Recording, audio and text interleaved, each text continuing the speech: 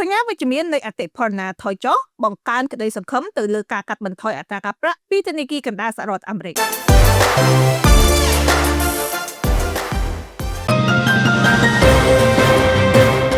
សូមស្វាគមន៍មកលោកស្រីមកកាន់កម្មវិធីពីនេះពីនោះពីទីផ្សារដោះប្រាក់ទិន្នន័យចុងក្រោយបង្អស់របស់សហរដ្ឋអាមេរិកដែលបានចេញផ្សាយក្នុងសប្តាហ៍នេះបានបង្ហាញសញ្ញាដ៏គួរឲ្យចាប់អារម្មណ៍មួយខណៈដែលអតិផរណាមានការថមថយគួរឲ្យកត់សម្គាល់ដែលនេះជាដំណឹងល្អសម្រាប់គោលនយោបាយរូបិយវត្ថុរបស់ធនាគារកណ្ដាលសហរដ្ឋអាមេរិក Federal Reserve តាមរយៈរបាយការណ៍សន្ទុះថ្លៃទំនិញប្រើប្រាស់ CPI បង្ហាញអតិផរណាទូទៅនិងអតិផរណាមូលដ្ឋាន Core CPI បានកត់សម្គាល់ការធ្លាក់ចុះដែលប្រសើរជាងការព្យាករណ៍របស់តែវិភាគទន្ទឹមចុះនេះកំពុងជំរុញឲ្យទីផ្សារហិរញ្ញវត្ថុអន្តរជាតិមានការជឿជាក់កាន់តែខ្លាំងក្លាថាធនាគារកណ្ដាលសហរដ្ឋអាមេរិកនឹងចាប់ផ្ដើមពិចារណាទៅលើការកាត់បន្ថយអត្រាការប្រាក់នាពេលឆាប់ៗខាងមុខនេះទំនឹងនោះទីផ្សារការងារអាមេរិកនៅតែបង្ហាញភាពធន់ចំនួនអ្នកដាក់ពាក្យសុំអត្ថប្រយោជន៍គ្មានការងារធ្វើប្រចាំសប្តាហ៍នៅតែរក្សានៅភាពស្ថិរភាពដែលនេះគឺជាកត្តាគន្លឹះបង្ហាញថាសេដ្ឋកិច្ចមហាអំណាចមួយនេះកំពុងឆ្ពោះទៅរកសេណារីយ៉ូចុះថយដោយសុវត្ថិភាព soft landing ពលគឺការទប់ស្កាត់អតិផរណាដោយមិនបង្កឲ្យមានវិបត្តិសេដ្ឋកិច្ចធ្ងន់ធ្ង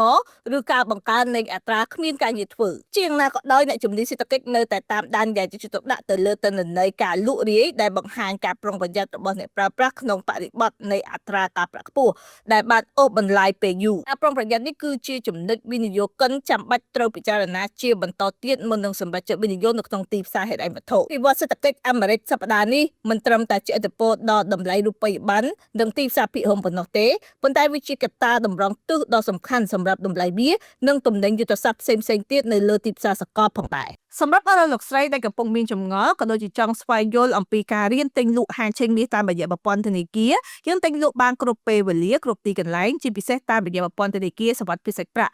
លោកស្រីអាចធ្វើការទំនាក់ទំនងមកនឹងខ្ញុំផ្ទាល់សារ៉ាសាន់ដេតាមលេខទូរស័ព្ទនៅខាងលើដើម្បីទទួលបានការប្រឹក្សាយោបល់ក៏ដូចជាការបង្រៀនយ៉ាងលម្អិតបូករួមការបើកគណនីជូនលោកស្រីដោយឥតគិតថ្លៃ